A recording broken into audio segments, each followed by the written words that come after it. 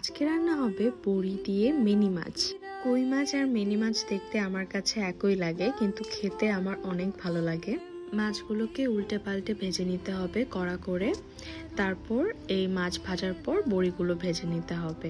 বড়ি এমন একটা জিনিস যেটা চচ্চড়ি বা ঝোল এগুলোতে দিলে তরকারির টেস্টটাই চেঞ্জ করে ফেলে। বড়িগুলোকে ভেজে উঠিয়ে নেওয়ার পর তেলে কালো জিরে ফোড়ন, বেশ অনেকটা কাঁচামরিচ বাটা, হলুদ গুঁড়ো, মরিচ গুঁড়ো আর লবণ দিয়ে তারপর দিতে হবে জিরা বাটা। তারপর এটা কষানো হয়ে গেলে শিম, আলু, পেঁয়াজের কলি দিয়ে ভালোভাবে নাড়িয়ে এটাকে সেদ্ধ হওয়ার জন্য ঢাকা দিয়ে রাখতে হবে। তারপর ঢাকনাটা ওঠানোর পর যদি এগুলো মজে যায়, মানে একটু সেদ্ধ হয়ে যায়, তারপর জল দিয়ে দিতে হবে। আলুগুলো কিন্তু ভেজে নেয়নি, এগুলো র অবস্থায় দিয়ে দিয়েছিল আলুগুলো।